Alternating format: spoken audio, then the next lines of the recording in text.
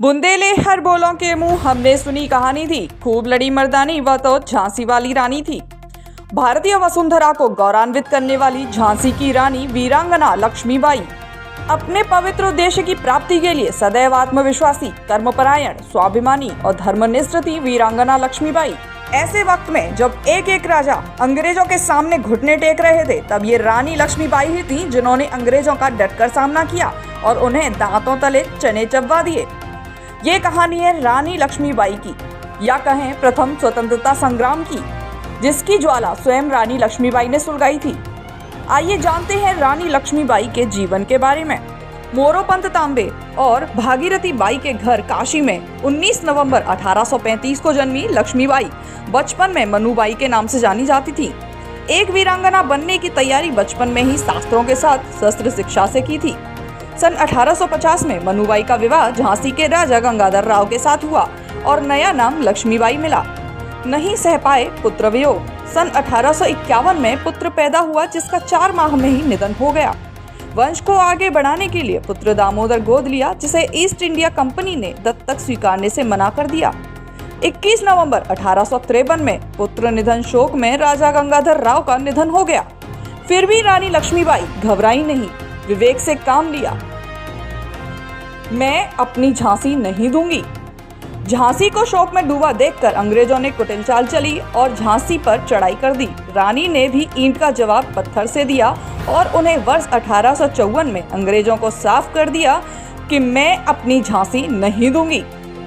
यहीं से भारत की प्रथम स्वाधीनता क्रांति का बीज अंकुरित हुआ। उत्तरी भारत की हवा बदली। अंग्रेजों की राज्य भूख नीति से उत्तरी भारत के नवाब और राजे महाराजे असंतुष्ट हो गए और सभी में विद्रोह की आग भभक उठी थी। रानी लक्ष्मीबाई ने इसको स्वर्ण अवसर माना और क्रांति की ज्वालाओं को और अधिक सुलगाया तथा अंग्रेजों के विरुद्ध विद्रोह करने की योजना भी बनाई। सत्ता की बागडोर संभाली। 12 जून 1857 में महारानी ने एक बार फिर झांसी का राज्य प्रशासन संभाला, जो उनके पास 4 जून 1858 तक ही रहा। मई 1857 की क्रांति। भारत की जनता में विद्रोह ज्वाला भभक उठी थी 1857 में। 31 मई 1857 वो तारीख थी जब समस्त देश में क्रांति का करना निश्चित हुआ था, परंतु इससे पहले ही क्रांति की कुछ ज्वालाएं कई इलाकों में धधक उठी थी। 7 मई 1857 को मेरठ ज्वाला में धधक रहा था। 4 जून 1857 को कानपुर में भीषण दंगे हुए। 28 जून 1857 को कानपुर को पूर्ण रूप से स्वतंत्रता पूर्वक प्राप्त कर लिया गया था। अंग्रेजों के कमांडर सर ह्यूरोज ने अपनी सेना ले सागर, गढ़कोटा, शाहगढ़, मदनपुर आदि में नरसंहार कर अधिकार प्राप्त कर लिया था। 23 मार्च 1858 ये वही तारीख है जब झांसी का ऐतिहासिक युद्ध आरंभ हुआ। कानपुर के राजा मर्दन सिंह के साथ युद्ध के लिए सतर्क थी रानी लक्ष्मीबाई। कुशल तोपची गुलाम गौश खान ने अहम किरदार निभाया। रानी के आदेश अनुसार तोपों के लक्ष्य साधकर ऐसे गोले फेंके कि अंग्रेजों के छक्के छूट गए।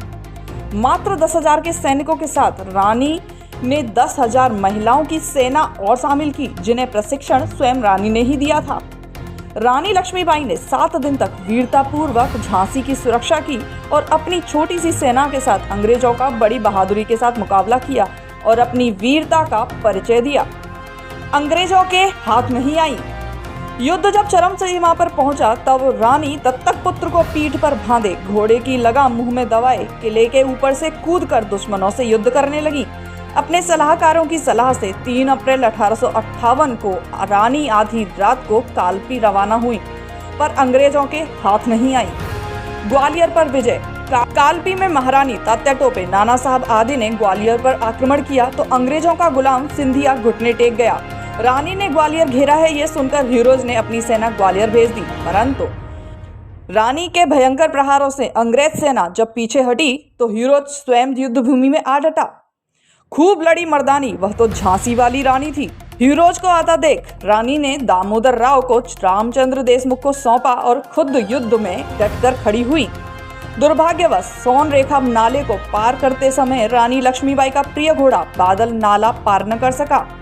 उसी समय पीछे से अंग्रेज ने तलवार ले हमला कर दिया और रानी घायल हुई। 18 जून 1858 को 23 वर्ष की आयु में वीरांगना वीरगति को प्राप्त हुई। रानी लक्ष्मीबाई ने स्वतंत्रता के युद्ध में अपने जीवन की आहुति देकर जनता जनार्दन को चेतना प्रदान की और स्वतंत्रता के लिए बलिदान का संदेश दिया। खूब लड़ी मर्दानी, वह तो झांसी वाली रानी थी।